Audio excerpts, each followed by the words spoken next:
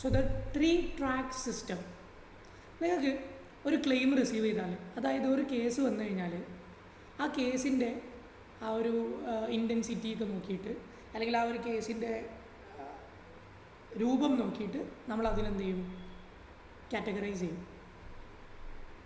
അങ്ങനെ 3 രീതിയിലേക്കാണ് നമ്മളിതിനെ അലൊക്കേറ്റ് ചെയ്ത് കൊടുക്കുക.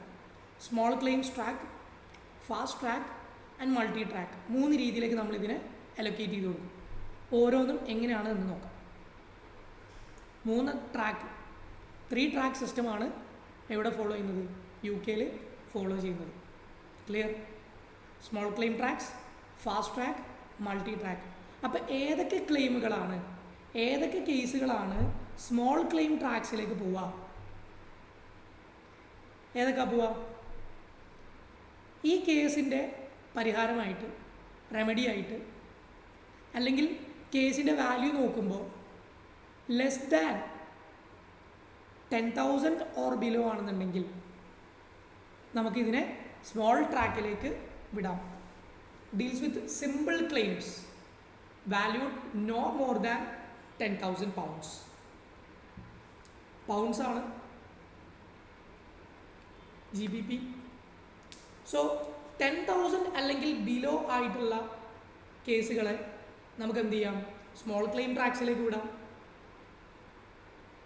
ബിറ്റ്വീൻ 10,000 മേലേക്കുള്ളതോ 20,000 ബിലോ, അതായത് ബിറ്റ്വീൻ 10,000 ആൻഡ് 25,000 ഇടയിൽ വരുന്ന മോഡറേറ്റ്ലി വാല്യൂഡ് ആയിട്ടുള്ള ക്ലെയിംസുകളൊക്കെ നമുക്ക് ഫാസ്റ്റ് ട്രാക്കിലേക്ക് വിടാം. ഫാസ്റ്റ് ട്രാക്കിൻ്റെ പ്രത്യേകത ഉണ്ട്, സ്മോൾ ട്രാക്കിന് പ്രത്യേകത ഉണ്ട്, പറയാം. മൾട്ടി ട്രാക്ക് എന്ന് പറയുമ്പോൾ 25,000 മേലെ വാല്യൂഡ് ആയിട്ടുള്ള ക്ലെയിംസ് ആയിരിക്കും ഉണ്ടാവുക. കോമ്പൻസേഷനൊക്കെ 25,000 pounds മേലേക്ക് പോകുന്നത്. അപ്പോൾ എമൗണ്ട് വെച്ചിട്ട് നമ്മൾ ആദ്യം കാറ്റഗറൈസ് ചെയ്യണം.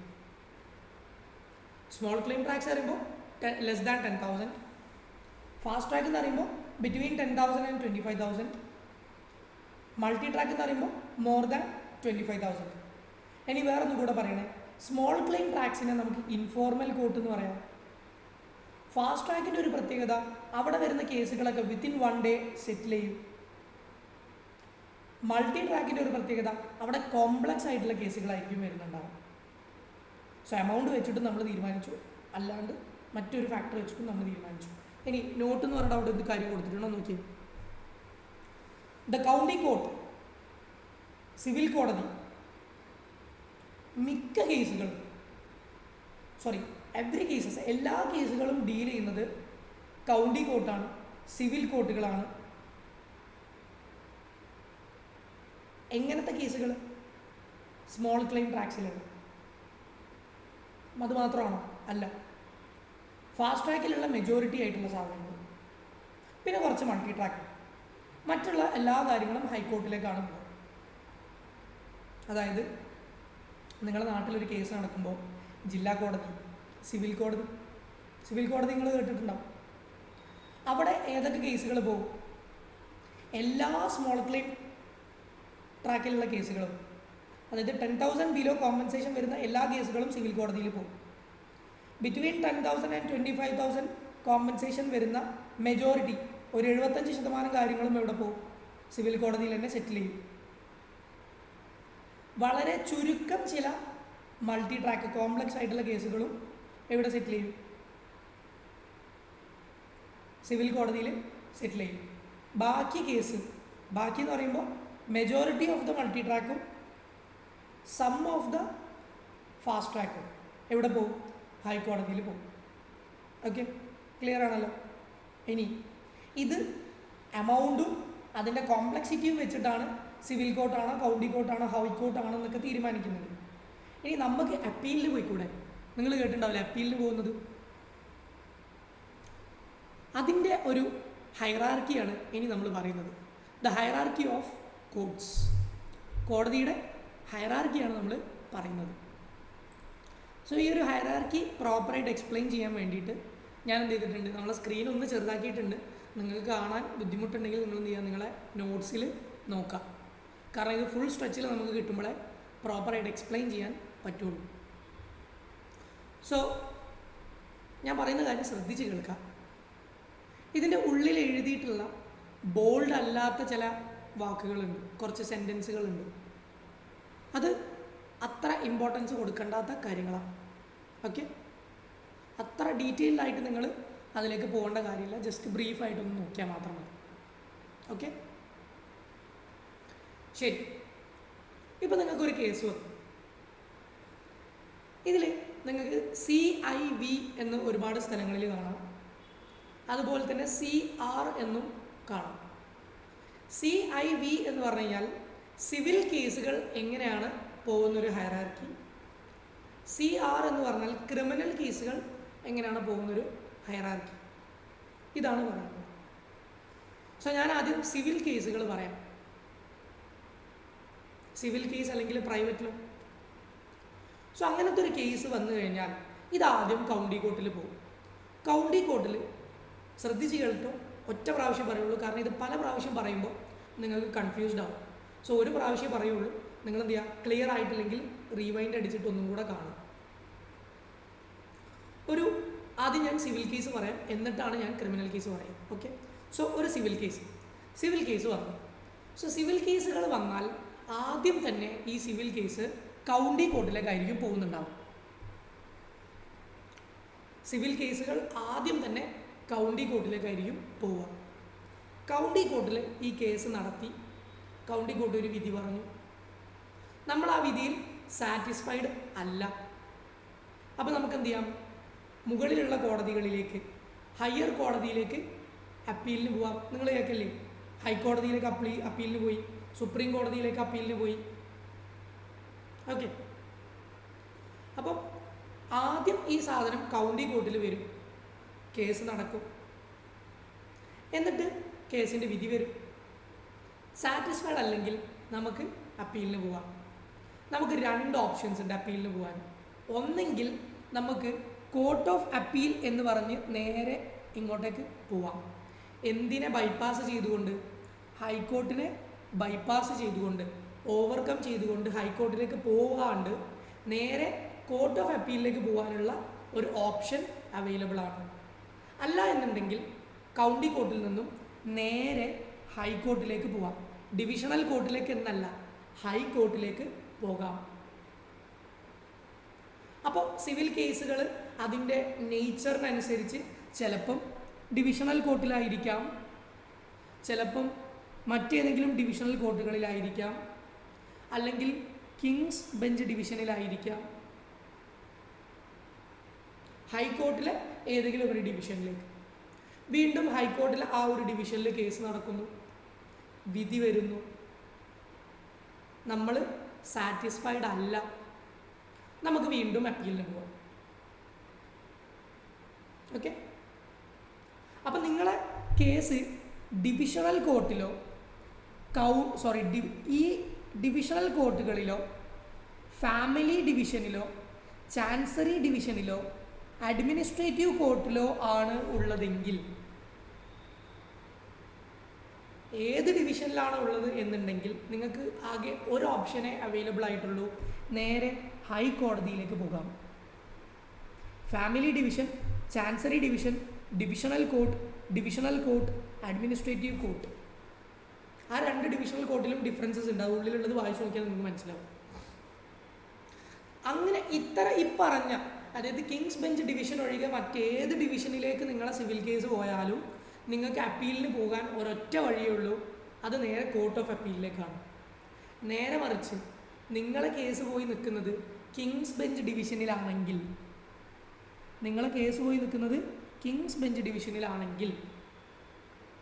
നിങ്ങൾക്ക് കോർട്ട് ഓഫ് അപ്പീലിന് പോകുന്നതിന് പകരം നേരെ സുപ്രീം കോടതിയിലേക്ക് പോകാം. ഈ കോർട്ട് ഓഫ് അപ്പീലിനെ ബൈപ്പാസ് ചെയ്തുകൊണ്ട്, ഓവർകം ചെയ്തുകൊണ്ട് നേരെ സുപ്രീം കോടതിയിലേക്ക് പോകാം. എന്നിട്ട് സുപ്രീം കോടതിയിൽ കേസ് നടത്താം, അവിടുന്ന് ഒരു വിധി വരാം, അവിടുന്ന് എന്താണെങ്കിലും കണ്ണും കൂട്ടിയത് വാങ്ങി ഇങ്ങോട്ട് പോരുക, പിന്നെ അപ്പീലിന് പോകാൻ സാധിക്കും. ക്ലിയർ അല്ലേ? ഇതാണ് സിവിൽ കേസിൻ്റെ ഒരു ഹൈറാർക്കി, എങ്ങനെയാണ് കേസുകൾ പോവേണ്ടത് എന്നുള്ളത്.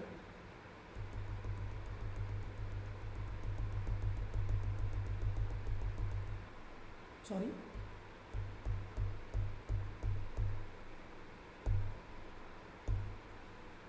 ഓക്കെ അല്ലേ? ഇനി പറയാൻ പോകുന്നത് ക്രിമിനൽ കേസസ് ആണ്. ഒരു കേസ് വന്നു, അതൊരു ക്രിമിനൽ കേസാണ്. ഞാൻ കേസ് വന്നു എന്ന് പറഞ്ഞപ്പോൾ ഇവിടെ അങ്ങനെ കാണിച്ചു, അത് കണ്ടില്ലല്ലേ? അപ്പോൾ ഒരു കേസ് വന്നു, ഇതൊരു ക്രിമിനൽ കേസാണ്. അങ്ങനെയാണെങ്കിൽ ഇത് ഏത് കോർട്ടിലേക്കാണ് പോവുക? മജിസ്ട്രേറ്റ് കോർട്ടിലേക്കാണ് പോവുക. മജിസ്ട്രേറ്റ് കോർട്ടിലേക്കാണ് പോവുക. സാർ അവിടെ CIV എന്ന സൈഡിൽ കാണുന്നുണ്ട്, ഇതല്ലേ? പറയാം, മൂന്നാമത്തെ സിറ്റുവേഷനാണ്. ഇപ്പോൾ നമ്മൾ സിവിൽ കേസാണ് നോക്കുന്നത്, ക്രിമിനൽ കേസാണ് നോക്കുന്നത്. നമുക്കൊരു കേസ് വന്നു, കാണില്ലേ? ക്രിമിനൽ കേസാണ്, മജിസ്ട്രേറ്റ് കോർട്ടിലാണ് വന്നിട്ടുള്ളത്. മജിസ്ട്രേറ്റ് കോർട്ടിൽ കേസ് നടത്തി, വിധി വന്നു, സാറ്റിസ്ഫൈഡ് അല്ല, അപ്പീലിന് പോവാം. എവിടേക്കൊക്കെ പോവാം? 2 ഓപ്ഷൻസ് ഉണ്ട്. ഒന്ന്, ക്രൗൺ കോർട്ടിലേക്ക് പോവാം. ഒരു ഓപ്ഷൻ ക്രൗൺ കോർട്ടിലേക്ക് പോവാം, കേസ് നടത്താൻ എന്തെങ്കിലും ഒരു വിധി വരും. അല്ലെങ്കിൽ ക്രൗൺ കോർട്ടിനെ ബൈപ്പാസ് ചെയ്തുകൊണ്ട് ഹൈക്കോർട്ടിലേക്ക് പോകാം. ക്രൗൺ കോർട്ടിനെ ബൈപ്പാസ് ചെയ്തുകൊണ്ട് ഹൈക്കോർട്ടിലേക്ക് പോകാം. ഓക്കെ അല്ലേ?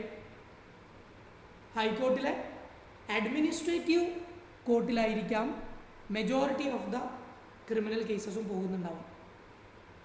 അപ്പോൾ മജിസ്ട്രേറ്റ് കോർട്ടിൽ വന്ന സാധനത്തിന് ഒന്നുകിൽ നമുക്ക് ക്രൗൺ കോർട്ടിലേക്ക് അപ്പീലിന് പോവാം, അല്ലെങ്കിൽ അതിനെ ബൈപ്പാസ് ചെയ്തുകൊണ്ട് ഹൈക്കോർട്ടിലെ അഡ്മിനിസ്ട്രേറ്റീവ് കോർട്ടിലേക്ക് അപ്പീലിന് പോവാം. ക്ലിയർ? ഇനി നിങ്ങളെ ക്രിമിനൽ കേസ് കിങ്സ് ബെഞ്ച് ഡിവിഷനിലാണ് എത്തി നിൽക്കുന്നത്.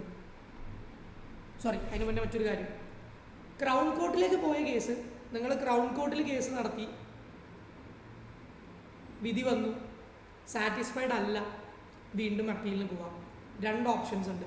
ഒന്നെങ്കിൽ നിങ്ങൾക്ക് ഹൈക്കോർട്ടിലേക്ക് പോകാം, അല്ല എന്നുണ്ടെങ്കിൽ നിങ്ങൾക്ക് ഹൈക്കോർട്ടിനെ ബൈപ്പാസ് ചെയ്തുകൊണ്ട് കോർട്ട് ഓഫ് അപ്പീലിലേക്ക് പോകാം.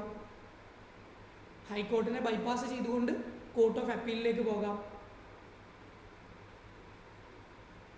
ഹൈക്കോർട്ടിലേക്ക് എത്തിയ കേസ് ഒന്നെങ്കിൽ അഡ്മിനിസ്ട്രേറ്റീവ് കോർട്ടിലോ അല്ലെങ്കിൽ കിങ്സ് ബെഞ്ച് ഡിവിഷനിലേക്കോ ആയിരിക്കും പോകുന്നുണ്ടാവുക. ഏത് ഡിവിഷനിലാണോ ആ ഡിവിഷനിൽ കേസ് നടത്തി വിധി വന്ന് സാറ്റിസ്ഫൈഡ് അല്ലെങ്കിൽ വീണ്ടും നമുക്ക് അപ്പീലിന് പോകാം. ഹൈക്കോർട്ടിൽ നിന്ന് 2 ഓപ്ഷൻസ് അവൈലബിൾ ആണ്.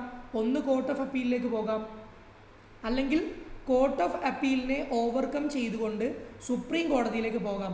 പക്ഷെ അങ്ങനെ പോകണമെന്നുണ്ടെങ്കിൽ നിങ്ങളെ ക്രിമിനൽ കേസ് കിങ്സ് ബെഞ്ച് ഡിവിഷനിൽ എത്തിയിരിക്കണം. അഡ്മിനിസ്ട്രേറ്റീവ് കോർട്ടിലുള്ള നിങ്ങളുടെ ക്രിമിനൽ കേസിനെ ഒരിക്കലും കോർട്ട് ഓഫ് അപ്പീൽ ബൈപ്പാസ് ചെയ്തുകൊണ്ട് സുപ്രീം കോർട്ടിലേക്ക് കൊണ്ടുപോകാൻ നിങ്ങൾക്ക് പറ്റില്ല.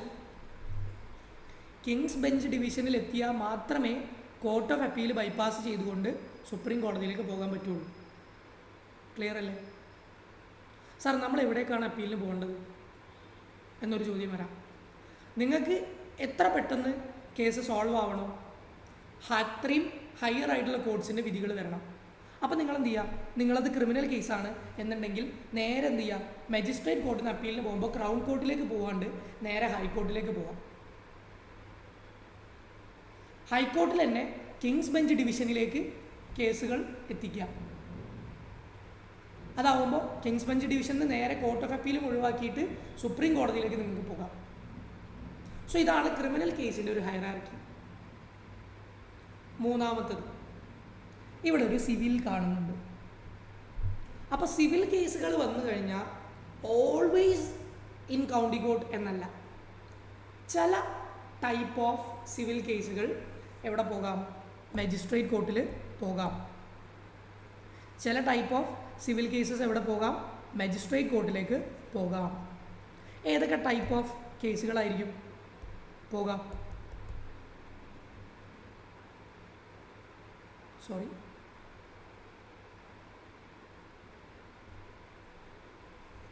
ഇവിടെ കണ്ടോ, A little civil jurisdiction, enforcement of taxes. നിങ്ങൾ ടാക്സ് കൊടുത്തിട്ടില്ലെങ്കിലൊക്കെ അതൊരു ശരിക്കും ഒരു സിവിൽ കേസാണ്. അത് എന്തിലേക്കാണ് പോവുക?